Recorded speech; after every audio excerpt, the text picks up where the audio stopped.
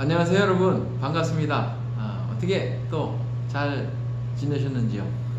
지난 영상에 이어서 이제 두 번째 영상으로 진행하게 되었습니다. 그래서 지난 시간 여러분들이 혹시 안 들으셨다면 지난 시간 거 듣고 그리고 이번 시간 들으시는 것이 훨씬 더 좋고요. 그렇게 들으셔야 또 이어서 쭉 듣는 이런 모습으로 여러분들이 또 이해하실 수가 있습니다. 자, 그러면 오늘은요 여러분하고 같이 그 청소년기서부터 시작할 거예요. 그래서 지난 시간에 뭐 잠깐 지난 영상 거 좀 잠깐 좀 짚어드리면, 지난 영상에서 자존감이 뭔지에 대해서 함께 좀 살펴봤고요. 자, 그 다음에 애착 유형에 대해서 또 살펴봤어요. 그래서 애착 유형이 뭔지 네 가지 유형 말씀드렸고요. 그 네 가지 유형 중에서 특히 안정 유형은 건강한 자존감을 형성하지만 다른 유형들은 건강한 자존감을 형성할 수가 없다, 이렇게 말씀을 드렸습니다. 자, 그리고 지난 시간에 영아기 아이들의 자녀들의 특징, 그리고 유아기 자녀들의 특징, 아동기 자녀들의 특징까지 말씀드렸어요. 그래서 오늘은 청소년 자녀들의 특징과 함께, 그리고 부모인 우리는 또 애착 유형이 네 가지 유형, 우리 아동 때 말씀드렸는데 성인도 네 가지 유형을 또 이렇게 생각할 수 있거든요. 그래서 거기에 대해서 여러분하고 같이 생각해 보도록 할게요. 자, 청소년기. 자, 청소년기는 그러면 아이들이 어떤 특징이 있을까? 청소년기 아이들은요, 일단 사춘기잖아요. 그런데 영아기 때 제가 말씀드렸죠, 신체가 막 급성장한다고요. 그쵸? 그래서 영아기 때 아이들이 처음에 태어나서 이만하다가 어떤 3개월 지났는데 이만큼 되고, 그 다음에 6개월 지나니까 또 이만큼 되고 막 이렇게 크잖아요. 그래서 영아기에 신체가 급성장하는데요, 또다시 한번 급성장하는 시기가 있어요. 그 시기가 바로 지금 다루는 사춘기 또는 청소년기라고 말씀드릴 수 있어요. 그래서 사춘기는 성장을 급등하는 그런 시기라고 말씀드릴 수 있고요. 키라든지 그 다음에 체중도 늘어날 뿐만 아니라 2차 성징이 나타나죠. 자, 2차 성징은 뭡니까? 자, 태어날 때 남자아이, 여자아이. 자, 성기를 구별하기 전까지는 남자인지 여자인지를 그 사이에 그것만 빼면은 사실은 똑같아요. 그런데 어떻습니까? 사춘기, 이 청소년기에 이르면요, 이제는 어떻습니까?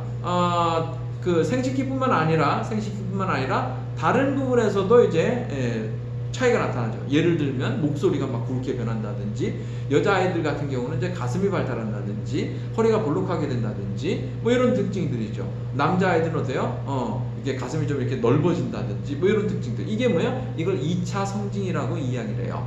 그래서 이 청소년기 아이들은 일단 이런 성징들이 나타나는데, 자, 우리가 알아야 될 건 뭐냐면, 이런 청소년기 아이들의 특징이 우리나라가 점점 잘 사는 나라가 되고 이렇게 성장하다 보니까 이 성징이 점점 밑으로 내려왔어요. 그러니까 옛날에는 중학교 뭐 한 2학년 때부터 이런 것들이 막 나타나고 1학년 때 빠르면 나타나고 이랬는데, 지금은 초등학교 때부터 막 이런 것들이 나타난다는 거예요. 심지어는 초등학교 5학년인데 벌써 아이가 막 목소리가 막 변하고, 초등학교 5학년인데 벌써 아이가 월경을 시작하고 막 이런 일들이 좀 낮아지는, 그래서 연령대가 조금씩 낮아지는 이런 특징. 그래서 빠르게 성장하고 빠르게 좀 성인의 모습을 갖추는 그런 신체 구조를 갖추는 것이 요즘의 특징이다, 이렇게 말씀드릴 수가 있겠습니다. 자, 청소년기는요, 자신의 신체 용모에 대단히 관심이 커요. 그래서 거기에 민감하게 반응을 보이죠. 그래서 여학생들은 어때요? 여학생들은 막 화장하고 난리 났잖아요. 막 이렇게. 자, 근데 이게 청소년들이 너무 그거를 우리가 또 나쁘게 봐서도 안 돼요. 옛날에는 어떻습니까? 화장하는 여학생들. 제가 청소년기였을 때는요, 화장하는 여학생들을 굉장히 좀 안 좋은 시선으로 봤어요. 그래서 학생이 무슨 화장이냐 그러면서 막 그랬다고요. 근데 지금 어떠세요? 초등학교 아이들도 화장을 막 하는 것 같아요. 그래서 막 이렇게 부모하고 이렇게 갈등이 있고 세대 간의 어떤 차이를 느끼고 막 그렇긴 한데, 그런데 여러분, 이게 그렇게 나쁜 것만은 아니라고 말씀드리고 싶어요. 이게 오히려 부모와 자녀 사이에서 좋은 대화의 거리가 될 수도 있어요. 그래서 너무 거기에 치중하는 것은 또 부모의 입장에서 좀 나쁘기도 하고 걱정스럽기도 하고 그렇지만 그 자체에 대해서는 우리가 시대의 어떤 변화라든지 이런 것들을 우리가 어느 정도는 좀 감안할 필요가 있지 않을까 이렇게 생각을 합니다. 자, 어쨌든 남자애들은 또 어떻습니까? 막 엽기 같은 걸 막 들으면서 어떻습니까? 굉장히 근육을 키우고 막 그러죠. 그래서 어때요? 예, 한겨울에도 어때요? 반팔 쫙 달라있는 거 입고서 막 이렇게 다 돌아다니고 막 그러죠. 자, 그건 뭐예요? 그만큼 나는 성인이 됐다. 나는 이제 어린아이가 아니다. 라는 것을 행동으로, 그럼 청소년의 문화를 통해서 이렇게 자꾸 드러내는 거죠. 그래서 뭘 알리는 거예요? 나를 이제 성인 취급해 주세요. 라는 거예요. 나는 이제 어린아이가 아니에요. 라고 자꾸 이렇게 얘기를 하는 것이죠. 자, 이런 청소년기, 과도기에 있는 이런 청소년기, 이런 자녀들을 부모가 어느 정도는 좀 이해하고 그들을 잘 수용하고 좀 건강하게 이들의 마음을 살필 필요가 있다. 이렇게 말씀을 좀 드리고 싶어요.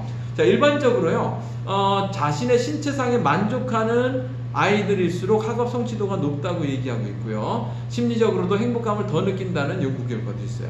그러니까 자기의 신체, 나는 얼굴 잘생겼어, 나는 너무너무 멋있어, 이렇게 자기가 자기에게 좋은 것을 느끼는, 자, 이런 아이들이 지금 모두 높다고요. 보니까 성적도 좋은 확률이 높고 마음의 안정감도 행복감도 느낄 확률이 높다. 당연히 모두 높을까요? 이런 아이들이 지금 다루고 있는 자존감도 높다는 사실이죠. 그래서 아이들이 자기 신체를 잘 가꾸는 것을 부모님들은 또 대견해하기도 해야 되고요. 또 그렇게 잘 신체를 가꿀 수 있도록 영양 공급이라든지 이런 것들을 잘 제때 이룰 수 있는 그런 모습들도 우리가 부모로서 역할을 해야 한다고 생각합니다. 자, 일반적으로요, 남자 청소년은 자기를 볼 때 좀 야위였다고 봐요. 자각할 때 야위인 게 아니야. 난 마르지 않았어. 마르지 않았는데도 좀 말랐다고 생각하는 경향이 있고요. 좀 이렇게 약간 좀 이렇게 푸짐해. 예, 뭐랄까 이렇게 좀 푸짐하다는 표현이 좀 뭐랄까요, 좀 귀여운 표현일까요? 좀 뚱뚱하다고 표현하면 좀 싫어하잖아요. 그러니까 그거보다는 좀 덩치가 좋다. 이 표현 딱 좋네요. 덩치가 좋아. 덩치가 딱 좋은데 이 덩치가 좋은 이 모습을 보면서도 나는 날씬해. 나는 좀 야위였어. 그러니까 좀 더 살을 쪄야 돼. 좀 더 근육을 키워야 돼. 뭐 이렇게 해. 그러니까 남학생들은 주로 야위였다고 생각하는 반면에 여자 청소년들은 정상인데도 불구하고 난 너무 살쪘어. 나 살 빼야 돼. 그래서 정상이지만 자꾸 뚱뚱하다, 살쪘다 라고 자각하는 경향이 높다는 것. 그래서 아이들이 표현할 때도 이런 표현을 쓸 때 얘가 정상이지만 지금 이렇게 표현할 수도 있구나 라고 여러분들이 이해하시면 좋으실 것 같아요. 자, 청소년이요, 성인보다 충동을 이기지 못하는 것은 우리가 잘 아는 거죠. 그래서 산만하고 일탈에 빠지기 쉬워요. 일탈에 빠지기 쉽고. 자, 근데 그 이유는요, 감정과 감각은 이렇게 매우 발달했어요. 그런데 이걸 조절하는 전두엽이, 특히 이 전두엽의 조절하는 역할들이 좀 미숙하기 때문이다. 이렇게 뇌과학자들은 이야기를 하고 있습니다. 청소년기의 핵심은요, 정체성 형성이라고 할 수 있어요. 내가 누구인지에 대한 거죠. 나는 누구야? 난 앞으로 뭐 할 거야? 나는 나는 이런 사람이야. 라는 어떤 자기만의 어떤 정체성, 자기 자신에 대한 이해, 자, 이런 것들이에요. 자, 이런 것들을 할 수 있어야 되는데, 좀 많은 학생들이 자기 정체성이 청소년들이 자기 정체성을 이루지 못하는 현실은 조금 안타까운 현실인데요. 어쨌든 청소년들의 과제는, 청소년기에는 이런 것들을 만들어 간다. 그런 중요한 시기다라고 말씀드릴 수가 있겠습니다. 자, 그래서 여러분, 청소년기에 이런 것들이 잘 형성돼야 대학에 갈 때 학과를 잘 선택할 수 있어요. 학과는 굉장히 중요한 개념이에요. 학과는 무슨 개념일까요? 자기 직업에 대해서 직접적으로 이제 배우는 기간이에요. 그렇기 때문에 내가 학과를 정한다는 것은 내 직업을 정하는 거예요. 제 직업을 정한다는 것은 내가 무슨 일을 할 것이고 나는 누구라는 것을 이렇게 일로서 표현하는 기회를 갖는다는 뜻이에요. 그런데 그거를 잘 못해요. 자, 우리나라에서 참 학과를 선택하는 건데 비인기학과다, 인기학과다. 근데 아이는 나는 누구야? 나는 내 정체성이 누구야? 그것과 관계없이 나는 정체성이 있는데 이거인데도 불구하고 부모님들의 어떤 뭐랄까 바람, 원함 또는 사회적으로 뭐 인기 있는 이런 것들, 그러다 보니까 내가 원하지 않지만 여기 가야 되고 내가 싫지만 이걸 해야 되고, 자, 이런 좀 안타까운 이런 현실에 우리는 사실 살고 있다, 이렇게 좀 볼 수도 있습니다. 그래서 청소년들이 이게 그 대학 청년들이 사실 상담을 통해서 이렇게 올 때예요.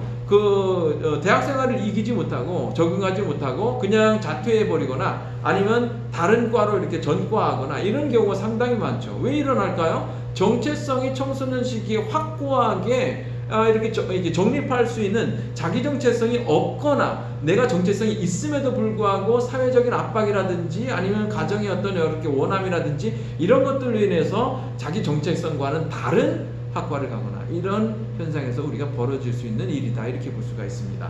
자, 그래서 정체성을 잘 형성한다는 것은 굉장히 중요한 일이라고 말씀드릴 수가 있겠습니다. 자, 부모는요 자신의 정체성을 올바로 형성할 수 있도록 자녀와 좀 깊은 관계, 좀 피상적인 관계를 벗어나서 대화를 많이 하는 이런 관계를 만들어야 아이들의 정체성뿐만 아니라 아이들의 마음에 안정감을 심어줄 수 있다, 이렇게 말씀드릴 수 있어요. 자, 청소년의 경우는요 이게 친밀감, 내 편이 아니고 또 뭔가 얘기가 안 통하면 얘기를 딱 끊는 경우가 있어요. 그래서 자신의 모습을 좀 감춰버리고 나랑은 대화가 안 돼 하면 그냥 얘기를 안 하고 이런 경우가 청소년 경우가 상당히 많은데 그러면 만약에 여러분들이 청소년 자녀들하고 이야기가 안 통한다면 자꾸 관찰을 좀 지속적으로 하셔야 돼요. 관찰을 지속적으로 하셔서 애가 뭐를 좋아하는지, 그리고 내면적으로 지금 필요한 게 뭔지를 조금씩 그래서 지속적인 관심을 갖고 돌봄을 제공하다 보면 어느 순간에 마음을 열어서 깊은 대화까지 갈 수 있습니다. 그래서 좀 포기하지 마시고 지속적으로 아이들에게 관심을 가지고 대화를 시도하는 이런 모습들이 필요하다고 말씀드릴 수가 있겠습니다. 자, 청소년기는요 아동기와 성인기 사이에 있다 말씀드렸죠. 그래서 성인으로 인정받고자 하는 그런 모습들이 자꾸 행동으로 표출됩니다. 그래서 화장을 하는 것도 말씀드렸지만 뭐 술을 한다든지 담배를 한다든지 이런 모습들도 성인으로 인정받고자 하는 청소년기의 아이들의 하나의 특징이다, 이렇게 볼 수가 있겠습니다. 자, 술과 담배는 성인을 모방하는 대표적인 행동인들이라고 할 수 있는데요, 이거는 일찍 시작해서 좋을 게 없기 때문에 우리가 이것은 좀 말할까요, 이렇게 선도하는 이런 역할을 분명히 해야 됩니다. 여기에서부터 청소년기부터 이런 것들에 빠져든다는 것은 그게 좋은 방향은 아니다, 이렇게 말씀드릴 수 있죠. 자, 자신들만의 문화를 형성하는 시기가 바로 청소년기죠. 그래서 성인과 차별된다라고 생각해서 자기만의 말들을 만들어내죠. 신조어들.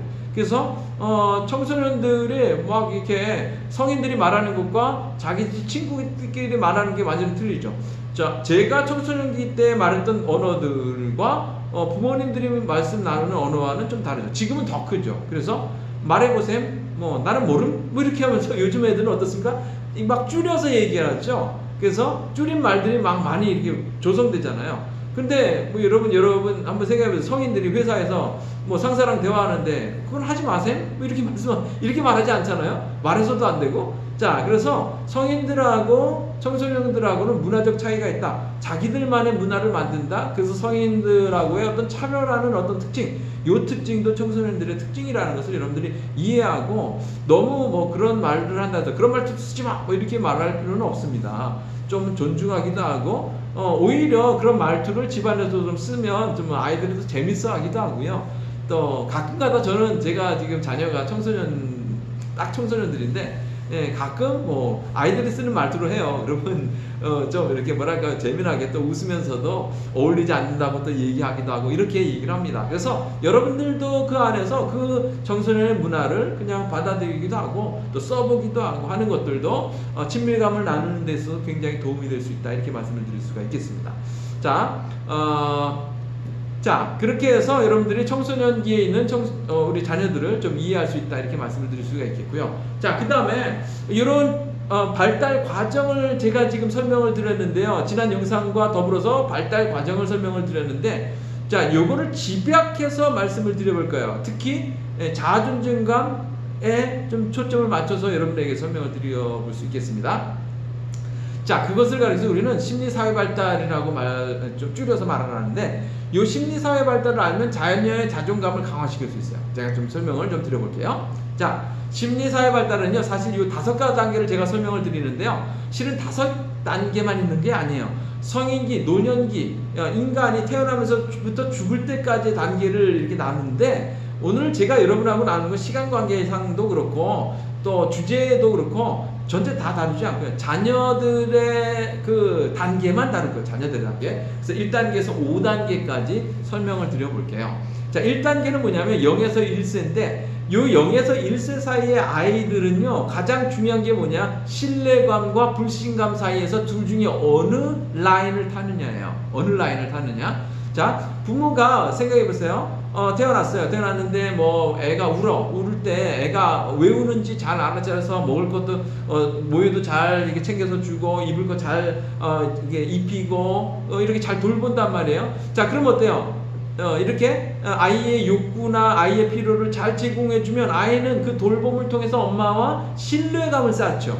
그렇죠? 신뢰감을 쌓아요. 자, 그래서 이 시기에는 신뢰할 것이냐 불신할 것이냐는 알아요. 그래서 엄마와 자녀와의 그 관계 가운데서 엄마를 신뢰할 것이냐, 여기에서 엄마는 엄마만 말하는 게 아니에요. 자, 0에서 1세 사이에서의 엄마는 엄마이자 세계 전체예요. 세계 전체. 그러니까 세상을 믿을 것이냐까지 포함되는 거예요. 자, 그래서 신뢰냐, 엄마가 그런데 그렇게 잘해주면 신뢰로 가지만 엄마가 배고픈데도 막 뭐 모유도 안 먹이고, 요즘 그런 사건들 많이 일어나잖아요. 막 아이들 갖다 방치하고 막 그냥 아이들 학대하고 이런 거. 그러니까 요 시기에 엄마가 막 먹을 것도 안 주고 애를 갖다가 막 때리고 막 이렇게 혹독하게 막 그러면 아이는 불신감을 형성할 수밖에, 엄마를 신뢰할 수 없죠. 그래서 요때는 어때요? 신뢰감이냐 불신감이냐 요 두 사이의 갈래에서 라인을 타는 거예요. 아시겠죠? 자, 2단계로 넘어왔어요. 엄마랑 신뢰감 있죠? 엄마와 신뢰를 쌓으니까 기어다닐 때쯤 되면 어때요? 엄마를 믿고 자율성 있게 기어다니는 거예요. 그렇죠? 엄마를 믿고. 자율성이란 것은 아이가 이제 1에서 3세잖아요. 이제 돌 지나서 기어다니고 이제 걸어다니고, 기어다니고 걸어다닐 때 애가 자율성이 생기죠.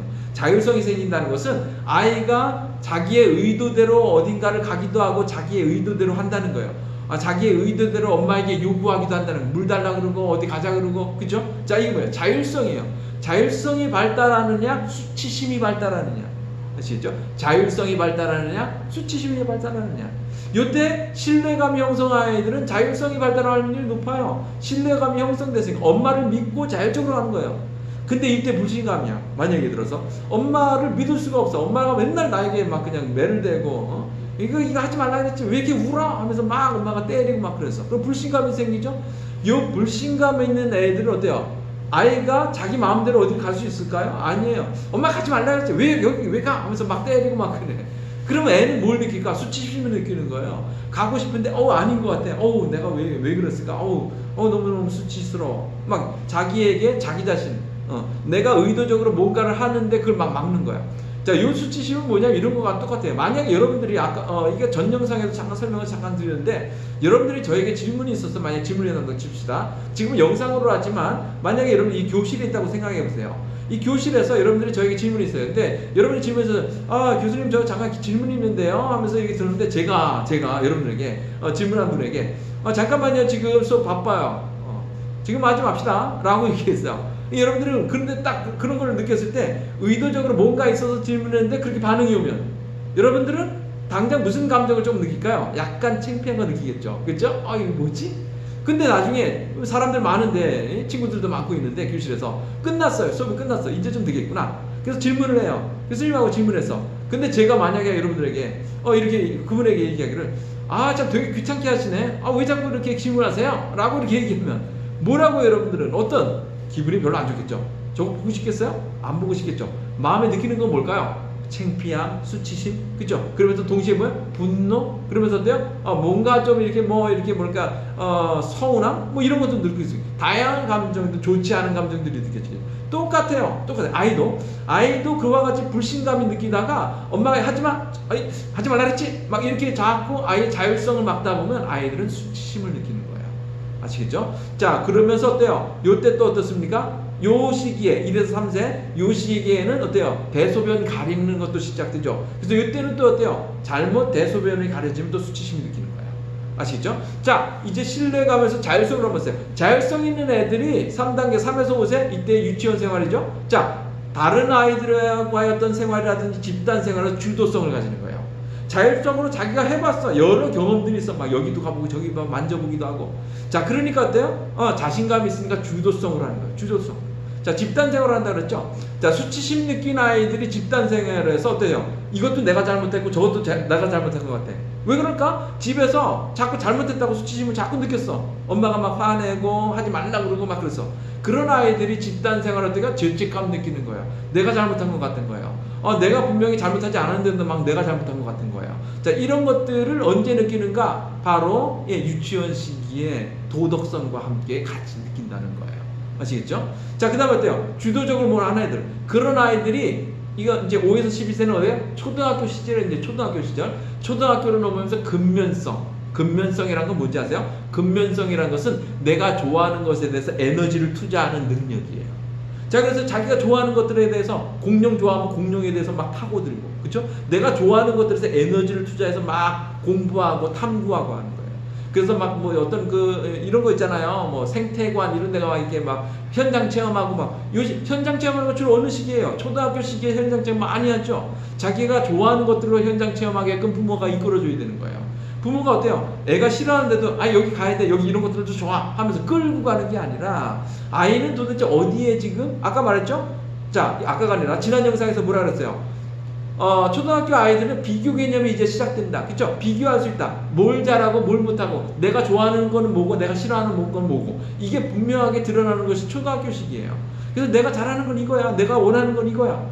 자, 거기에서 근면성, 지가 좋아하는 것에 에너지를 투자하는, 자, 이런 모습이 주도성 있는 아이들에게서 자연스럽게 나타나는 거예요. 자, 그런데 초등학교 시기에 보세요. 죄책감 느끼는 아이들은, 자, 초등학교 들어오는데 비교가 시작되죠. 비교가 시작되면 나는 쟤보다 이것도 못하는 것 같고 쟤보다 이것도 못하는 것 같아. 자, 이것도 못하고 저것도 나는 역시 못해. 그러니까 열등감 생기는 거예요. 열등감. 당연히 근면성, 내가 잘하는 것에 대해서 자신감 있게 에너지를 투자하는 것이 자아 존중감에 포함되어 있죠. 그죠? 열등감은 뭐예요? 자아 존중감이 낮을 때 열등감 생기는 거예요. 열등감은 어떻게 생길까요? 비교하면 생기는 거예요. 이건 쟤보다 나는 이거 못해. 나는 쟤보다는 이것도 못해. 나는 아무것도 못하는 것 같아. 이거 뭐야? 비교를 통해서 내 자신을 낮추게 되죠. 나는 역시 아무것도 못해. 자존감이 낮은 거예요. 아시겠죠? 자, 그래서 자존감이 낮은 것은 언제 확인을 할 수 있다? 확인은 언제예요? 확인은 초등학교 시기에 우리가 확인할 수 있어요. 자존감이 낮은 애다. 물론 그 이전 시기에도 아이가 주눅 들어있고 아이 행동이 뭔가 움직임이 없고 아이 행동이 맨날 좀 삐져있고, 자, 그럼 뭐야? 얘는 좀 자존감이 낮겠구나 라고 이해할 수 있지만, 그러나 우리가 초등학교 시기에 보다 명확하게 아이가 어떻습니까? 자존감이 낮다는 것을 우리가 확인할 수 있죠. 아시겠죠? 자, 자존감이 낮으면 청소년기에 이르러서 도대체 내가 누구인지 모르는 거야. 내가 뭘 해야 되는지 몰라요. 열등감이잖아. 이것도 못하는 거고 저것도 못하니까 내가 뭘 해야 되는지, 내가 누구인지 모르는 거예요. 반면에 근면성, 자기가 좋아하는 것에 대해서 에너지를 투자하는 근면성이라 그랬죠. 자, 그 근면성이 있는 애들이 청소년기에 들어와서 정체감 있는 거예요. 내가 누구라는 걸 아는 거예요. 자신있게 나는 의사가 될 거야, 나는 뭐가 될 거야, 나는 여기에 대해서 관심 있어. 자신있게 청소년기에 자기가 원하는 내 모습을 표출할 수 있는 거예요. 그렇죠? 자, 그런데 보세요. 여기에서 라인 타기가 굉장히 중요하다는 거예요. 라인 타기가. 자, 무슨 소리예요? 신뢰감에서 형성된 아이들이 자율성, 신뢰감, 자율성, 이게 라인이에요. 불신감에서, 그러니까 처음에 0에서 1세 때 어떤 줄을 타느냐에 따라서 그 뒤가 이미 정해져 있는 확률이 굉장히 높아요. 신뢰감 있다가 갑자기 수치심이 있다가 막 주도성으로 오고, 일어나지가 않아요. 이런 일이 불가능한 건 아니지만 일어나기가 어렵고 거의 없어요. 그러니까 불가능하다 해도 과언이 아니에요. 자, 뭐예요? 신뢰감 있는 애들이 0에서 1세 때 엄마가 어떻게 해줬냐, 거기에 신뢰감이 있어야 자율성이 생기는 거고, 자율성이 있어야 주도성이 생기는 거고, 주도성이 있어야 근면적으로 자기가 좋아하는 거에 에너지를 투자하는 거고, 그래야 정체감이 생기는 거예요. 그런데 불신감이야. 엄마를 믿을 수가 없어. 날마다 불안에 떨어 살아. 그런 애들이 수치심까지 있고 죄책감이 있고 열등감이 있으니까 내가 뭘 해야 되는지, 그렇죠? 이게 라인 타기예요. 라인 타기. 자, 그러면 여러분들이 질문, 이제 우리 애는 끝났네, 또는 우리 애는 다행이다 아니면 끝났네, 그렇죠? 어떻게 하시겠어요? 자, 제가 해법을 좀 말씀드리고자 해요. 그러면 어떻게 강화할 수 있을까? 자, 만약에 여러분들의 자녀가 어느 단계에 있든지 상관없습니다. 자, 2단계 자율성 수치심에 있든지, 3단계인 주도성 죄책감에 있든지, 4단계인 근면성 열등감에 있든지, 아니면 청소년기에 있든지, 어느 단계에 있든지 상관없어요. 그러나 여러분들이 해야 되는 것들은 뭐냐? 부모의 역할은 뭐냐면 첫 단계로 가는 거예요. 아시겠죠? 뭐예요? 신뢰감 형성이 우선이에요. 처음 그게 형성돼야 그 다음 게 만들어지는 거예요. 그래서 어느 시기에 있든지 자녀와 신뢰 있는 관계를 형성하는 것을 목표로 두세요. 아이가 나를 믿을 수 있는 존재라고 느낄 수 있게끔 아이를 돌봐주시고요. 아이들에게 신뢰감 있으려면 어떻게 해야 됩니까? 일관적이어야 돼요. 예측이 가능해야 돼요. 부모가 예측이 가능하고 부모가 일관적인 모습이 있어야지만 되는 거예요. 일관적으로 부모는 나를 상관 안 해. 나한테는 관심이 없어. 자, 일관적으로 그 모습이 보여졌다면 그 자녀는 부모를 믿을 수 없겠죠. 일관적으로 엄마는 맨날 이랬다 저랬다, 아빠는 맨날 이랬다 저랬다. 자, 일관적으로 그 모습을 보여주니까 아이들은 부모를 믿을 수 없는 거예요. 일관적으로 아이가 부모를 사랑하는 모습, 그리고 아이들의 어떤 감정을 만들어 언제든지. 자, 보세요. 애들이 요만할 때, 어릴 때, 울 때마다 애들이 막 달려오죠. 그때마다 안아주었다 그랬죠. 그쵸? 이게 안정감 있는 아이들이에요. 청소년기든 아동기든 아이들이 힘들 때 안아줘야 되죠. 그럴 때 진심으로 듣고 공감해줘야 되죠. 이게 신뢰감이에요. 아시겠죠? 어느 시기에 있던 이 신뢰감을 바탕으로 해야, 이게 먼저 확보돼야 그 아이가 자율성이 생기는 거예요. 아시겠죠? 자, 중요한 건 뭐냐? 여기서 1단계에서부터 몇 단계까지 굉장히 시간이 오래 걸리잖아요. 그런데 어느 단계에 있든 신뢰감이 형성되잖아요. 그 다음에 따라오는 자율성, 주도성 그만큼 빨리 따라와요. 아시겠죠? 그래서 뭘 형성하는가? 그래서 자존감을 형성하는 거예요. 그래서 자존감 형성은 뭐부터? 신뢰감 형성부터 하는 거예요. 아시겠죠? 이와 같이 여러분들이 자녀와 함께 좀 좋은 관계를 가져보시면 굉장히 자녀의 자존감을 키워줄 수도 있다, 이렇게 말씀드릴 수 있습니다. 자, 지금 시간부터 나를 알면 아이를 키우기가 쉬워집니다 라고 말씀드리고 싶어요. 여기서 나는 부모예요. 자, 그래서 성인의, 아까 애착이 4가지 유형이라고 말씀드렸잖아요. 성인은 어떤 모습을 가지는지 말씀드려 볼까요? 자, 여기서 성인은 말을 하는, 적어도 청소년 이후의 모습들을 여러분들이 생각하시면 됩니다. 자녀와 마찬가지로 부모도 애착 유형이 있어요. 자, 성인의 애착 유형은 이렇습니다. 성인의 애착의 특징으로는요, 부모로서의 나의 애착을 확인할 수 있어요. 내가 어떤 유형에 속했는지는 이제 여러분께 좀 설명을 드려볼 테니까 한번 생각해 보시고요. 근데 중요한 건 뭐냐면, 이 유형 중에서 어느 하나 딱 그건 아니에요. 4가지 유형이 누구나 다 있어요. 그런데 내가 주로 나타나는 게 어떤 유형인가가 그 유형이 굉장히 중요하다, 이렇게 볼 수가 있습니다. 자, 먼저 안정형이에요. 안정형. 자, 안정형의 사람들은요, 일단은 자기 긍정, 타인 긍정이에요. 나도 긍정적으로 보지만 타인도 긍정적으로 보는 사람들이에요. 자, 안정형의 사람들은요, 의존과 독립의 균형이 맞아요. 뭐냐면 다른 사람들하고도 잘 지내지만 혼자도 잘 지내요. 아시겠죠? 자, 안정형의 사람들은요, 정서를 조절 잘해요.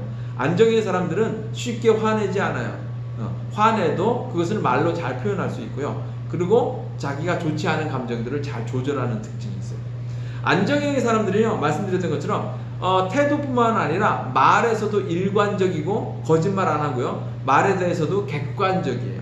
객관적이고, 자기의 객관적이라는 것은 뭐냐면요, 주관적이라는 것은 나만 옳은 거지. 내가 옳다고 얘기지만 나만 옳은 거야. 남은 틀리다고 생각할 수 있어. 객관적인 건 뭐냐면 나도 옳지만 타인도 옳다고 생각하는 방식으로 얘기하는 게 객관적인 거예요.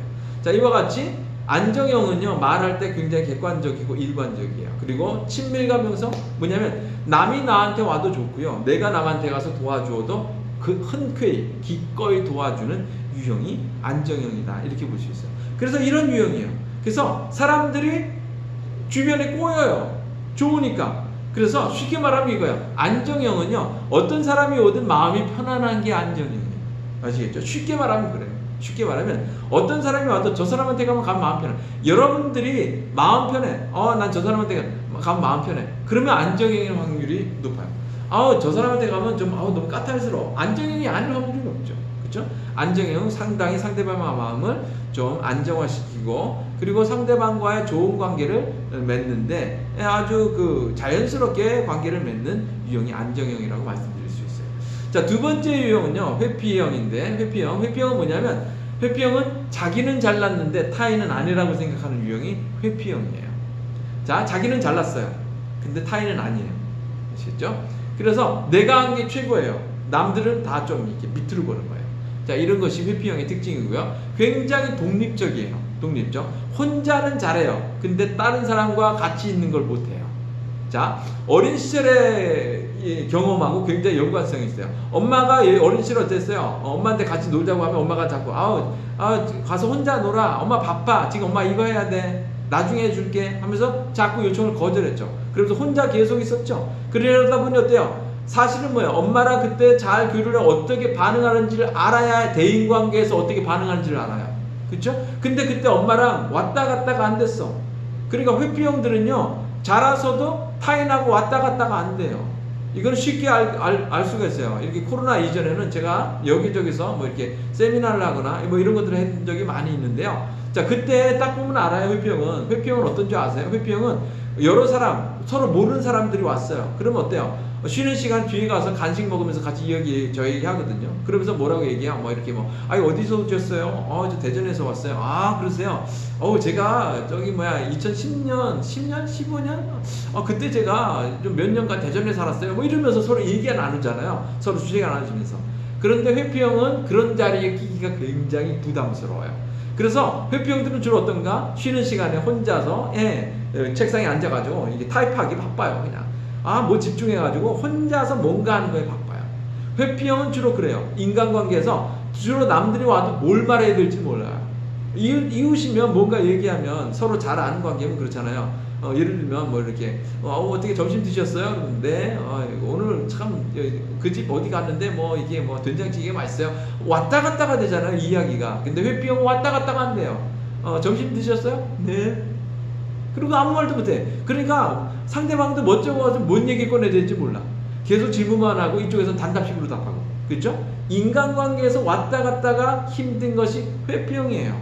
아시겠죠? 대인관계 정말 못해요. 자, 대인관계 못하니까 어디서부터 출발했을까요? 어린 시절에 주의하고 있자고 왔다 갔다가 안 된 거예요. 그때 배우는 거예요. 어떻게 해야 되는지, 공감은 어떻게 해야 되는지. 그래서 회피형은 공감 능력 거의 없어요. 공감 못하는 사람들이 많아요.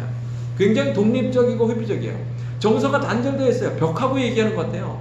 도대체 감정이라고는 별로 못 느끼는 사람 같아요. 자, 회피형은요, 그래요. 이렇게 볼 때 굉장히 독립적이고 자기 혼자 뭔가를 이루어내 보이다 보니까 좀 힘들어하는 사람들을 보면 공감하기보다는 조금 뭐랄까, 저렇게 정신력이 저렇게 약해가지고 어떻게 세상 살아? 이렇게 속으로 생각하고, 이렇게 뭐랄까, 타인의 어떤 그 감정에 대해서 조금 이렇게 잘못 이렇게 얘기하고, 이런 유형이 바로 회피형이다, 이렇게 말씀드릴 수 있어요. 정서적으로 단절되어 있어요. 그리고 자기중심적이에요. 굉장히 자기중심적으로, 행동적으로 굉장히 자기중심적인 특징이 있고요. 단답형의 말들, 아까 말씀드렸지만 말이 굉장히 단답형이고, 그리고 기억하는 데 어려움이 있어요. 뭐냐면 과거에 대한 기억을 잘 이렇게 뭐랄까 이렇게 중요시하지 않아요. 회피형은 주로 미래적인 건 중요해요. 왜? 미래적으로 다가오는 불안들이 있으니까. 그러니까 이걸 어떻게 하지? 그래서 미래적인 것은 막 분초 단위로 막 이렇게 하지만 과거적인 것은 별로 생각 안 하는 이런 유형이 바로 회피형이다, 이렇게 말씀드릴 수가 있겠습니다. 자, 불안형이에요. 불안형. 이거는 어린 시절의 저항형, 뭐 이런 유형들. 불안형이에요. 자, 불안형은요, 자기 부정, 타인 긍정이에요. 그래서 나는 이것도 못해, 저것도 못해. 근데 타인은, 저 사람 좋겠다, 이것도 잘하네, 저것도 잘하네. 아시겠죠? 회피형이 왕자병, 공주병 스타일이라면, 이 불안형은 그렇지 않아요. 불안형은 다 남에 맞춰서 사는 사람들이에요. 불안형은 남의, 이거 좋겠다, 저겠다. 나는 믿을 수가 없어. 불안형이 생각하기에 자기 자신을 믿을 수가 없어요. 아시겠죠? 자, 그래서 불안형은 남들하고 친해지만 살아요. 그래서 과도한 친밀감을 요구해요. 과도한 친밀감. 서로 친하게 지내는 것이 좋고, 뭔가 좀 친하지 않게 좀 이렇게 서운하게 이렇게 좀 거리가 있어 보면 굉장히 마음이 불안해요. 자, 이런 특징들을 가진 사람들이 불안형이에요. 그래서 관계적으로 독립적으로 혼자 있는 것을 조금 어려워하는 스타일이에요. 혼자 뭔가를 하는 것을 좀 어려워하는 스타일이다, 이렇게 말씀드릴 수가 있겠습니다. 그래서 가치는 잘 있고 공감도 잘해요. 공감을 잘하지만 근데 건강한 공감이 아니라는 데 문제가 있어요. 좀 이따 설명드리겠습니다. 정서적인 이기성이라는 거예요. 그걸 가리켜서 정서적인 이기성. 회피형은 행동적으로 이기적으로 행동하는 거예요. 행동적인 이기성, 자기밖에 모르는 그런 행동적인 이기성이 회피형에서 주로 많이 나타나는 반면에, 불안형은 정서적, 감정적으로 자기 편만 들어야 돼. 감정적으로 뭔가 있는데 자기 편 안 들면 막 토라지는 거야. 아시겠죠? 자, 이런 거예요. 이게 정서적인 일기성. 그래서 감정적으로 뭔가 힘든 일이 있어서 친구한테 얘기했어. 그럼 그 친구는 그걸 갖다가 무조건 이해를 하고 친구 편을 들어줘야 돼. 예, 만약에 친구 편 안 들고 사실은 그게 말이야 너는 이렇게 생각할 수도 있잖아. 그 친구가 이래서 그런 거 아닐까? 그럼 어떻게 해? 화를 내면서 넌 어떻게 걔 편을 들 수가 있어? 너랑 이제 다시 말 안 해. 뭐 이런 식으로 나오는. 이게 불안형이에요. 정서적인 이기성. 자, 그 다음에 말을 할 때 좀 말이 많아서 이야기를 독점하는 유형. 아시겠죠? 그래서 여럿이서 말하는데 말이 굉장히 많아서 막 독점하는 유형들, 이런 유형이고요. 말이 많고요. 싸워도 말이 많아요. 싸워도 막 그냥 계속 말로 그냥 막 하는 이런 유형들. 그 다음에 기억이 굉장히 감정화되어 있고, 이 불안형은 회피형과는 좀 반대로 과거에 치중되어 있어요. 미래가 별로 없고 과거에 치중되어 있어요. 과거에 치중돼서 과거에 일어났던 여러 가지 서운한 일들, 이런 것들이 많아. 그래서 일관성이 없어요, 대화에. 예를 들면 이런 거예요. 안정형 같은 경우는 예를 들어서 어린 시절에 뭔 얘기를 꺼내서 어떤 주제를, 뭐 자존감에 대한 얘기를 한다고 합시다. 그럼 자존감에 대해서 쭉 얘기를 해서 끝날 때도 자존감이야. 그런데 불안형은 처음에 자존감으로 시작됐다가 어느 순간에 딴 얘기로 3000% 빠지는 거예요. 그래서 끝에는 뭐 이게 아파트 얘기로 끝난다든지, 끝에는 뭐 이렇게 뭐 정치 얘기로 끝난다든지, 뭐 이런 식으로. 우리가 뭔 얘기를 했지? 뭐 이렇게 나오죠. 자, 이런 것들이 불안형의 특징이다. 이렇게 말씀드릴 수가 있습니다. 자, 그래서 불안형은 큰 것보다 자기 부정, 타인 긍정이에요. 남은 좋다고 생각하고 자기는 별로 아니라고 생각하기 때문에, 생각해 보세요. 내가 나를 믿지 못하겠는데 혼자 있는다고 생각해봐. 내가 나를 못 믿겠는데 혼자 있어. 그럴 때는 어떻게 해요? 얼마나 싫겠어요. 그러니까 혼자 있는 거 싫어하고 남들하고 같이 있으려고 하는 이런 것들이 강하게 일어나는 것이 불안형이라고 말씀드릴 수가 있습니다. 미해결 혼란형이라고 말씀드리는데요. 자, 미해결 혼란형은요, 둘 다 나빠요. 자기 부정, 타인 부정이에요. 나도 내가 싫고 남도 믿을 수가 없어, 이런 거예요. 그래서 나도 못 믿겠고 타인도 못 믿겠다. 그래서 자기 부정, 타인 부정이 혼란형의 사람들이에요. 자, 이분들은요, 난 사람이 싫어라는 소리를 많이 해요. 난 사람이 싫어. 그래서 속으로는 사람과 가까이 하고 싶지만 나는 사람이 싫어 하고서 거리를 두면서 항상 인간관계에서 거리를 두는 사람들이 미해결형들의 사람들이에요. 뭐냐면 상처가 많은 분들이에요. 과거에 상처가 많다 보니까 항상 내가 또 상처받기 싫어서 거리를 두는 분들, 트라우마가 많은 분들, 상처라고 말하지만 실은 대인관계에서 트라우마가 많아서 항상 거리를 두고 관계를 하시는 분들이 혼란형에 많으세요. 자, 이분들은 불안도 높지만 회피도 높아요. 타인을 못 믿으니까 불안해. 그러면서도 회피도 높아. 거리를 두고. 자, 이런 모습을 보이고요.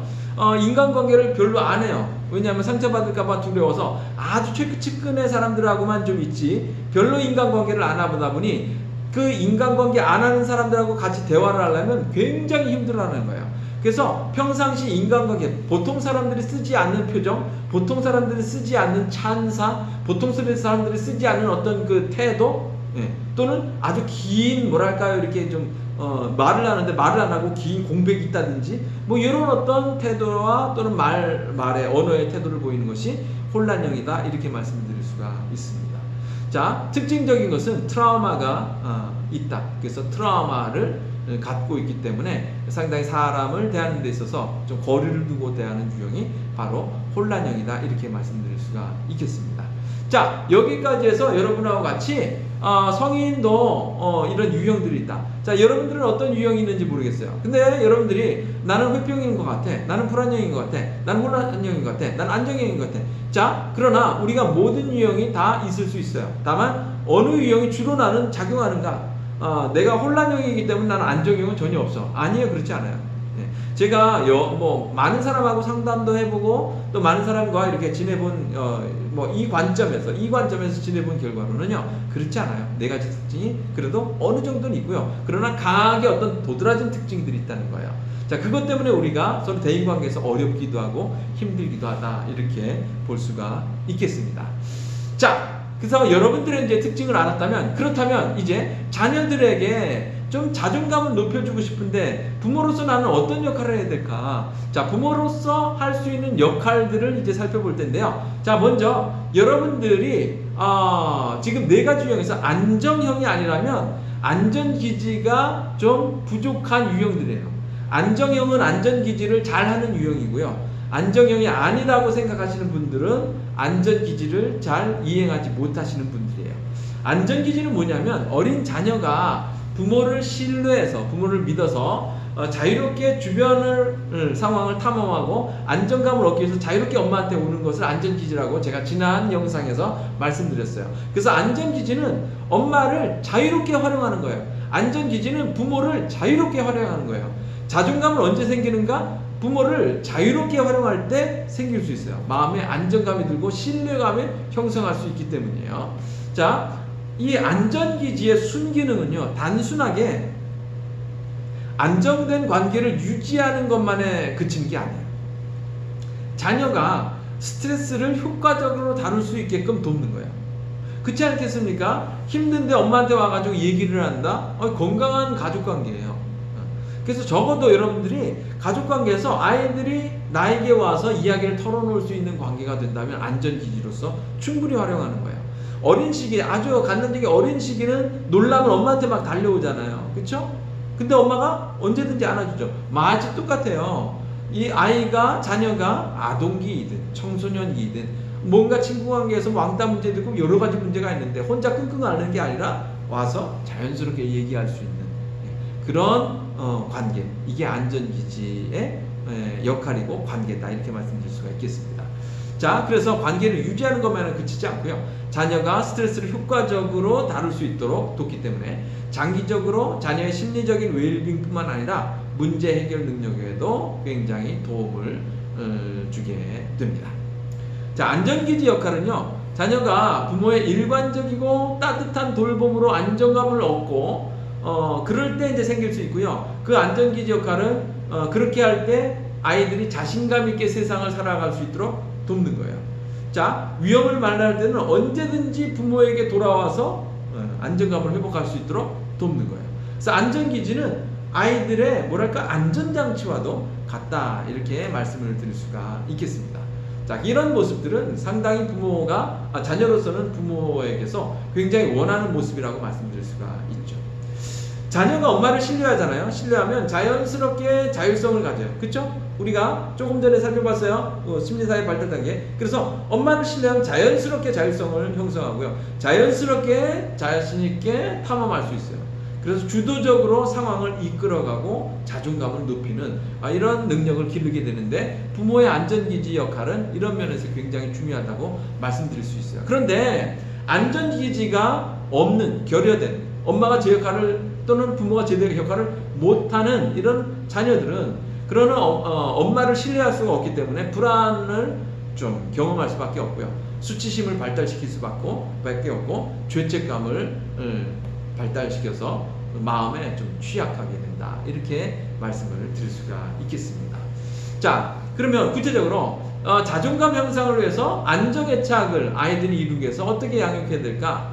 자, 먼저 안정감은요, 이런 안정애착, 자녀가 안정애착을 이룬다는 것은 자존감을 형성하는데 굉장히 중요한 역할을 해요. 그래서 많은 연구에서 안정애착이 자존감과 굉장히 깊은 관계가 있다고 얘기하고 있고요. 그렇기 때문에 안정애착을 중심으로 한 양육은요, 자녀의 자존감 발달을 돕는다고 말씀드릴 수가 있겠습니다. 그래서 자녀의 자존감을 이렇게 발달을 돕게 하기를 원하신다면 안정애착을 여러분들 확보하시는 것이 중요하다라고 말씀드릴 수가 있겠습니다. 자, 안정애착을 위해서는요, 자녀에게 어떻게, 여러분들이 도대체 어떻게 해줘야 될까? 이거를 먼저 고민하시지 않기를 바라요. 도대체 어떻게 해줘야 될까? 보다는요, 엄마가 중요해서 저는 여기다 엄마라고 썼지만 부모, 아빠 자신이 될 수도 있어요. 어쨌든 엄마가 내가 어떻게 안정감 있는 마음을 가질까? 이게 우선이에요.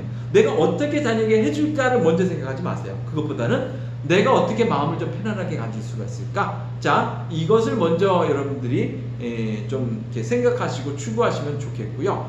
그래서 여러분들이 마음이 안정되면 자녀와는 자연스럽게 안정애착을 형성될 수가 있어요. 그래서 아이들에게 뭘 먼저 해줄까 이런 생각을 하시기보다 내가 어떻게 하면 먼저 마음을 좀 더 안정감 있는 마음을 가질까를 여러분들이 생각하시면서 여러분들이 생활하시면 도움이 되실 수 있을 거예요. 자, 자녀한테만 안전기지가 필요한 게 아니고요. 부모인 여러분도 안전기지가 필요합니다. 그래서 만약에 안전기지가 결핍되면 불안정 애착을 형성할 수밖에 없는 거고요. 우리도 그렇기 때문에 안전기지가 필요한 거예요. 자, 그러기 위해서는 내 마음을 잘 아는 사람과 좋은 관계를 이어가는 것이 굉장히 중요합니다. 그래서 내 마음을 잘 아는 사람하고 좋은 관계를 먼저 이어갈 수 있도록 여러분들이 힘쓰시는 게 좋고요. 그리고 그것이 여러분들의 배우자이면 더더욱이 좋고요. 더더욱이 좋고, 그렇지 못하다면 뭐 친한 친구도 괜찮지만 좋은 관계를 이어갈 수 있는 멘토도 괜찮습니다. 또는 뭐 여러분들이 여력이 되시면 상담사도 괜찮고요. 어쨌든 성인의 경우 또 종교 활동도 괜찮아요. 목사님 또는 스님, 여러분들 종교 활동을 통해서도 안전기지로 여러분들의 마음을 안정화시킬 수 있는 그런 작용을 할 수 있다, 이렇게 말씀드릴 수 있습니다.